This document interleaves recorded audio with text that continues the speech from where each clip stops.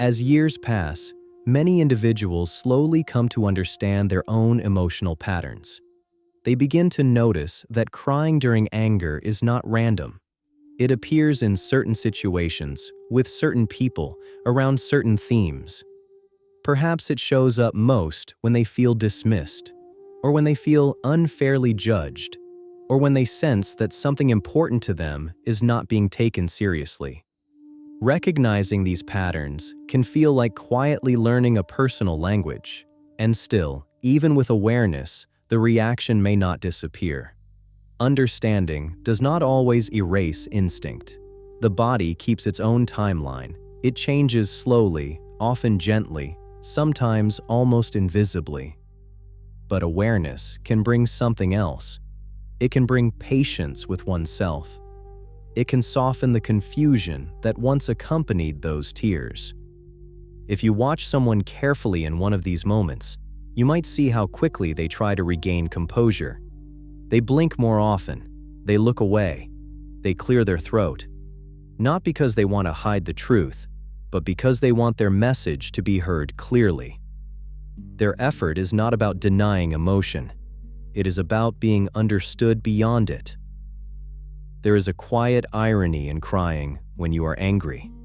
It often happens to people who have spent a long time trying to be composed, people who have practiced patience, who have learned to listen, who have trained themselves not to react impulsively. When emotion finally rises past a certain point, it does not explode outward. It releases through tears instead.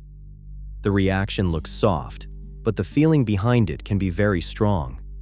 You might notice, too, that after the tears pass, the anger often remains, though calmer, more focused. The person may be able to speak more clearly then, as if the tears cleared space for words.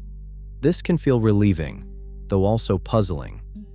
Why did the body need that release first? The answer is not always obvious, but the pattern repeats often enough that it begins to feel familiar. In some ways, tears during anger act like a pressure valve. They lower intensity just enough for the mind to catch up with the feeling. Without that release, the emotion might feel overwhelming.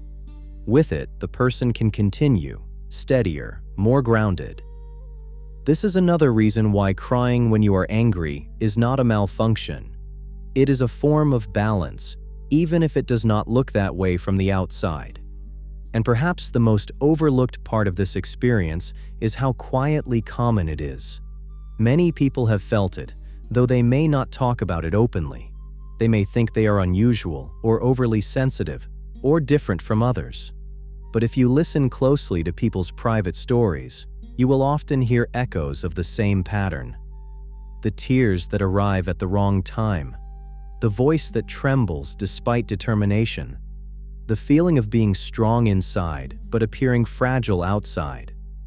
Over time, those who experience this may develop a subtle kind of empathy.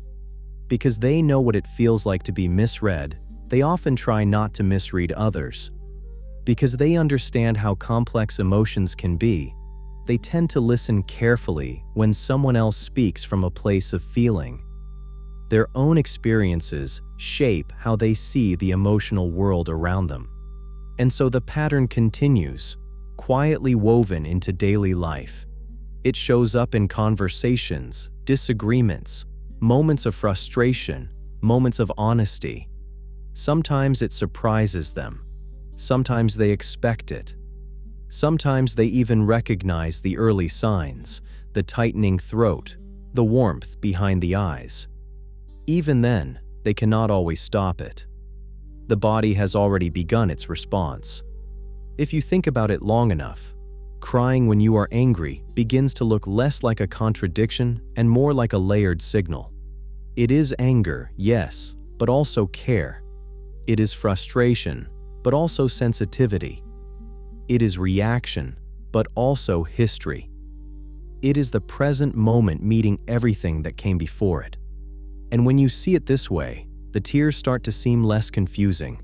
They become part of a language the body speaks when feelings grow too large for words alone. And that language, quiet and involuntary, continues to speak in its own way, even when no one else quite notices, even when the room has gone still, even when the person themselves is only beginning to understand what it has been trying to say all along.